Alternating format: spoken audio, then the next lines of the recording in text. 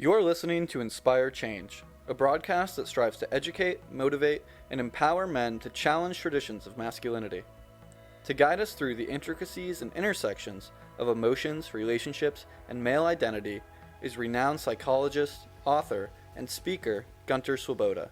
This is Inspire Change. Before I begin the actual podcast, I would like to respectfully acknowledge the Gadigal people of the Eora Nation, who are the traditional custodians of the land on which I work. I would also like to pay my respects to their elders past and present. Welcome everybody to another episode of Inspire Change with your host Gunter, that's me. And today I'm going to take up from the last episode where we began to take a bit of a deep dive into sexual relationships. Now, as a therapist, and I've worked for over 30 years as a couples therapist as well, I talk a lot about values-based relationships, whether they're at work or as parents or as friends. But most importantly, I want to emphasize, the sort of values we have in intimate relationships, and that they do need to be values-based. So this leads me to take a close look at the issues of values that drive patriarchal sexual relationships and non-patriarchal sexual relationships. And you might be going, there's a difference? Yes, there is a difference, and it's huge. It's fundamentally critical that we actually understand this. Currently we're facing all sorts of issues in lots of different environments about issues like consent, about equality, and nowhere is it more important than, in a sense, in the bedroom. Yes, it's important in every other place. But what happens within the privacy of our own home is, in my view, probably more important than anywhere else. So in this context, let's explore the concepts of patriarchal and non-patriarchal relationships. Right? So if I go back to the values of a patriarchal system, then what we're talking about is a system, an ideological system that fundamentally says that men are superior to women. But there's also another set of values that are at play in patriarchy. The first one is about territoriality. And so, one of the things that we're talking about is this sense of ownership, especially over partners and children. All right. The next one is that it's hierarchical. The patriarchal relationships tend to be hierarchical. Again, I'll come back to that. Men are superior to women. The other aspect is that patriarchal value is about being acquisitional. That is, that the more I can gather, the better I feel, and the more or the higher up I am in the hierarchy, my social hierarchy. And finally, the fourth one, that very, very critical aspect that just gets touted around all the time is patriarchal ideology is based on competition. And the evolutionary psychologists and biologists are all talking, eloquently about, the survival of the fittest. When we actually apply that in the real sense of human relationships, or in fact even the natural environment, it's not always a competition. In fact, in most instances, it's a balance firstly driven by cooperation, collaboration, and then being fit. But it's not necessarily a competitive thing, okay? So they're the values that are driven through patriarchy. So let's examine this in practice. So to understand the difference between patriarchal and non-patriarchal sexual relationships, we need to define each. So, okay, what's a patriarchal relationship look like? Well, it's based on traditional gender roles. and they're particularly strongly emphasized, where the idea that men are expected to be dominant and fundamentally women are expected to be submissive. And in particular, these roles extend to the sexual dynamics in the relationship. And so it creates immediately a power imbalance and a very limited space for open communication. Okay? So imagine this process. I want you to really get a sense of it. I want you to reflect on some of your own relationships that you may have had, either as a man or as a woman. Now, on the other hand, the non-patriarchal sexual relationship challenges these, really traditional gender roles, and actually focuses on equality, on consent, and shared decision making.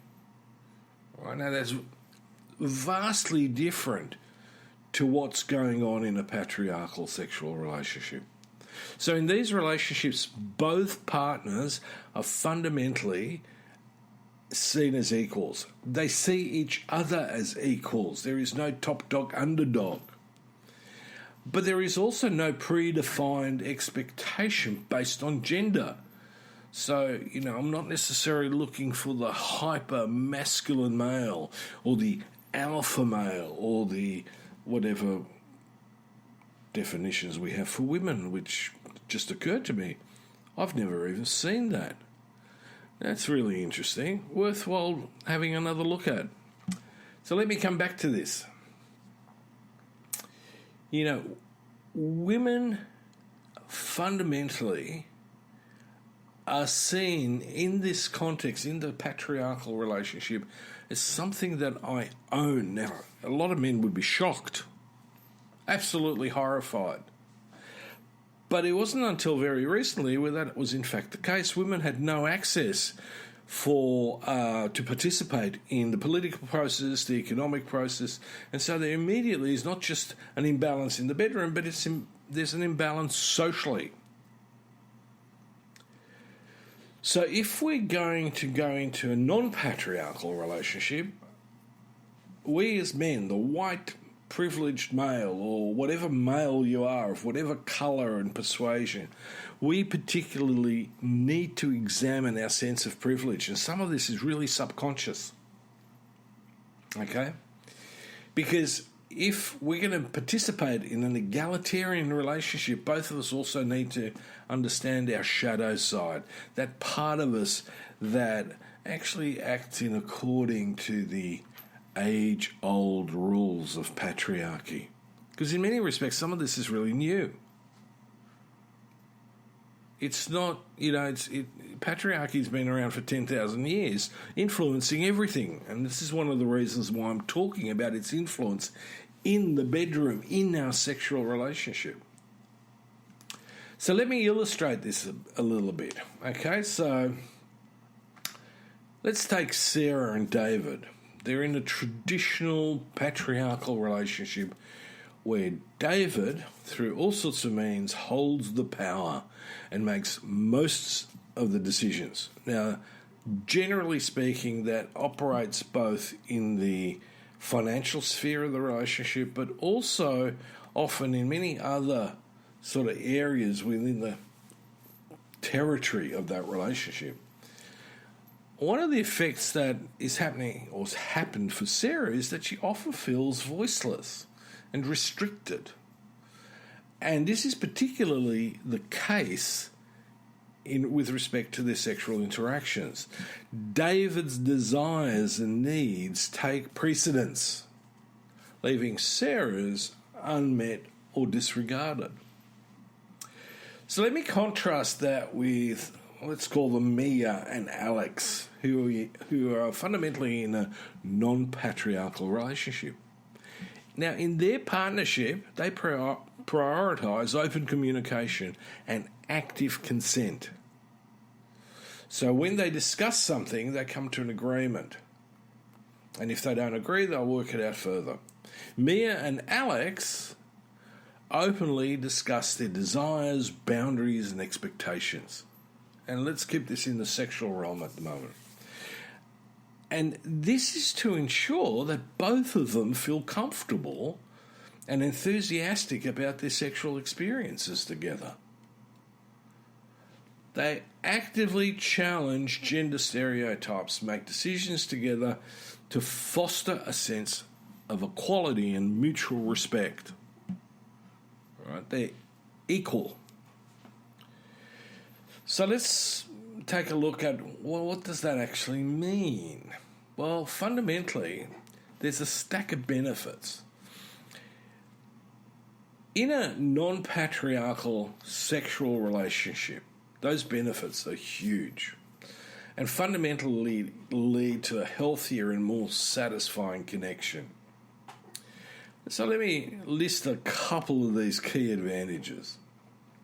So we already talked about open communication. I'll put that right up front because open communication can only happen if there's cooperation, which leads to trust so that the partners can feel safe and encouraged to express their desires, to be able to understand where the boundaries are, and also be able to put on the table any concerns that they have without fear of judgment or retribution. And this is very, very important because in this context, it's the counterbalance to coercive control, which frequently happens in patriarchal sexual relationships.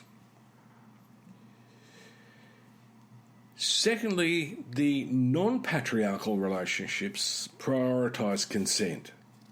Both partners actively seek enthusiastic agreement before engaging in sexual activity. So if one partner says no, then it's no. Now, the interesting thing is this again nurtures the relationship where, in my experience, it lifts the desire each person has for the other. You know, the more respect we have for each other, the more love we feel, the more we want to be with that person, the more we want to explore the relationship as a whole. And so that the relationship becomes much, much more fully engaged. So the couple is aligned and attuned in their sexual experiences, but also more broadly in the experience of affection, sensuality, and intimacy at an intellectual and social level. So the other aspect, the third aspect probably, is that non-patriarchal relationships, allow for greater exploration and shared decision-making. There's such a difference between, someone dominating the other as opposed to where both partners have an equal say in the sexual dynamics. Where it leads to a more balanced and fulfilled experience for everybody that's involved. The last thing, as a couples counsellor, one of the things that I used to see a lot is that one partner is dissatisfied with the other partner. And it's often focused on sex, but it's not just about sex. In those relationships, it's also about the other dynamics where there is no sense of necessarily of true equality, true respect, full trust. So I'll give you one more example here to shed light on the benefits of non-patriarchal sexual relationships. Let's call them Rachel and Jason. So they've recently transitioned from a patriarchal relationship to a non-patriarchal one. And yes, folks, it can happen. All it means is that both partners in the relationship take a really good look at what's going on. Okay? So one of the things that both of those people have experienced is that, it's been a really enriching journey for them. So they've moved away from the confines of patriarchy and the sort of expectations that go with it, the stereotypes. And they're more able to express themselves and both feel more egalitarian, more equal to the other. So they, in their experience, will support that this is worthwhile doing. Okay, so I've changed names to protect the innocent in a way because obviously in my role that's important. So to kick off, how can we inspire this change? What is it that brings couple to go from one to the other, from the patriarchal to the non-patriarchal? Now I'm going to suggest that this is possibly a good time to start thinking about your own as well. Now, in order for that shift to happen, you need to start with some self-reflection. It always is about self-awareness and self-reflection.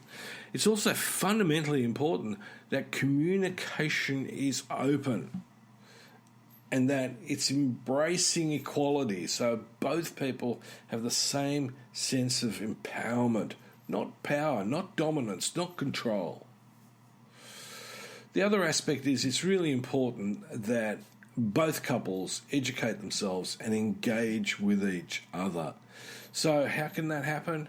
Well, read books, listen to podcasts like mine, possibly attend workshops that promote healthy egalitarian sexual dynamics. Then share this knowledge, not just with each other, but also, in your wider social circle, because we need a social movement. Now, finally, I think what's really, really important is that both support each other's growth. Embrace the idea that sexual desires and preferences can evolve over time and be open to exploring new experiences together. And in that, create an environment of trust and an understanding where growth is actually celebrated. So remember, change starts with us individually. Right? We can create healthier, more fulfilling connections. And so on that point for today, I'm going to wrap it because I've got a couple of other podcasts coming up that I want to explore this further. I want to get more deeply into it as much as possible. There are some restrictions here. So I want to invite you to join me. But also, I want to just give a little plug. In 9 episodes, we're going to hit the magic 200. I'm really pleased with the fact that, I've been able to put out there 200 episodes of Inspired Change with Gunter. Now, in order to celebrate this, I would like to invite Dr. Mark Williams, neuroscientist and author, very distinguished, very learned man, to join me again, because we've done another one of these before, to talk and go through some of the main hits in his book, The Connected Species. And I am absolutely looking forward to having Mark on the program. This is going to be a really good session. We're going to explore his book, The Connected Species. We're going to talk about, our experiences together and how that comes through in our work, mine with men and his as a neuroscientist. And so I'm just so excited about getting that out there. So in another 9 episodes, or 8 really, is episode 200, and we're going to have a blast. So join me next time as we continue this journey of inspiration and change. And until then, keep questioning, learning, and challenging the status quo. Patriarchy is not healthy. If it's driving your relationship, especially your sexual relationship, take the time to change. So this is me signing off. Stay curious and keep striving for a world of positive transformation. Until next time, this is me, and I'll be gone. Bye. Thank you for listening to Inspire Change, a broadcast that strives to educate, motivate, and empower men to challenge traditions of masculinity. For more information on the Making Good Men Great movement, or for individual or group coaching sessions with Gunter, visit makinggoodmengreat.com. For inquiries regarding broadcast topics or appearing on the show, email Miranda@noirtainment.com. That's Miranda at NOIRTAINMENT.com.